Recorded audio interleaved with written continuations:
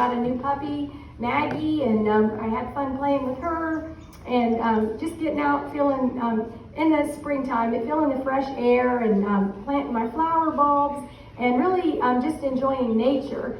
And so about a year later, though, I guess, that's how it is. Once you've been through cancer, it never ends, right? You have to constantly be monitored, those blood tests, those lab work, whatever.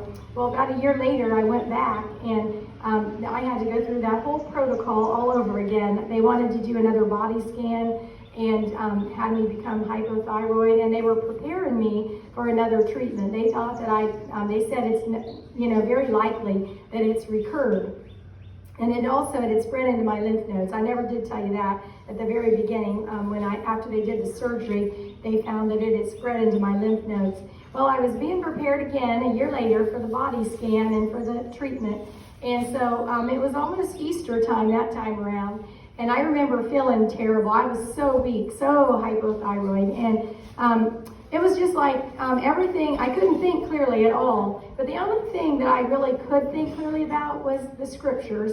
And it was like God just gave me so many scriptures. They just came alive and they flooded my mind. I couldn't even think about my own name half the time, but I could think about them.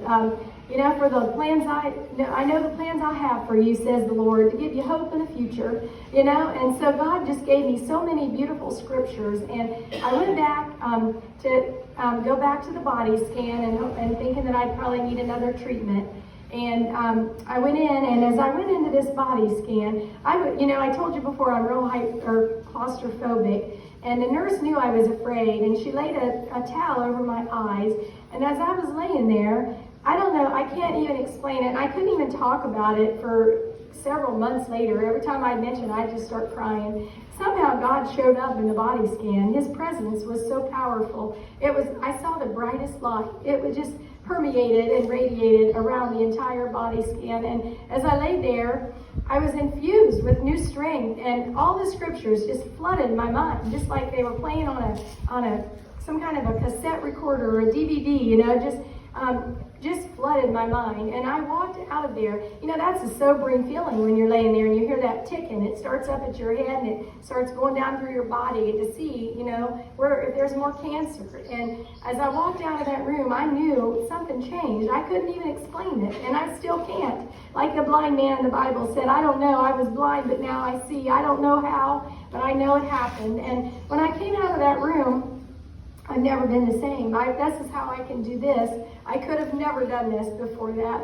And so it's really amazing. And I'll never forget the neurologist or the neurosurgeon and the oncologist hanging up all my x-rays in that room right after I walked out of the body scan. And he held them all up and he had that little pointing thing. And he said, this is a perfectly clean scan. He said, there is no sign of a recurrence anywhere in your body. He said, you don't need another treatment.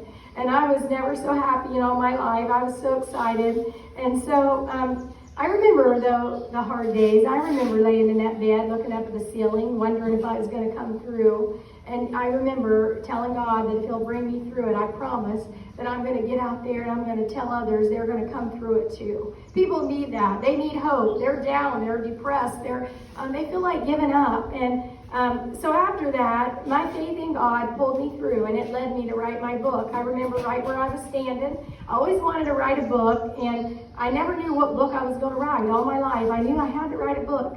And I remember those words came so plainly, and he said, this is the book you're going to write, and it's going to bring hope and encouragement to others going through it. So I did. I wrote my book. It's called Rejoicing Through the Tears, Embracing God's Hand in Cancer. And since that time, I wrote it and I published it, and I'm telling you, God has opened so many new doors for me to raise awareness, to get out there and to spread the word that there is hope, and to tell others to never give up. And when I reached my 5-year milestone of being cancer-free, we celebrated by going back to Mackinac Island, where we couldn't enjoy our vacation there the first time. But I walked the 8-mile walk around that island. I was the last one to come in. They were cheering for me because I was slow. But when I got in, I'll tell you what, it was a real fun. They were so excited. And I had a book signing. And it was just my little way of telling cancer, you did not win this time, I'm telling you. So after that's when I became a voice of hope for the American Cancer Society. And I'll never forget my first Survivor lap. That was such a touching moment. You know, I've walked so many since then, but that first one, I'm telling you what, that was just, I just broke down and cried like a baby, not only for my own cancer victory, but for all of you guys, for all the people I see, that for their victory. And not only that, the look of desperation amidst so many tears of hope and joy. And it just changed my life forever. And now I'm working on my new book, Warriors Never Quit. I'm really excited about it. And I wanted to share with you, I don't know, she might be watching today. If she is, I want to tell her hi. Hi, Laura. She's a friend of mine. I'm going to San Diego. I'm going to get to meet her next month, I hope. And she's fighting breast cancer. And so I love to encourage people. I'm actually going to dedicate my book to her and to Ashley. And I'll tell you what, there's nothing like encouraging somebody else. And that's a word for somebody out there. If you're going through a hard time, if you can get out there and just give a kind, encouraging word, even a smile, brighten someone else's day.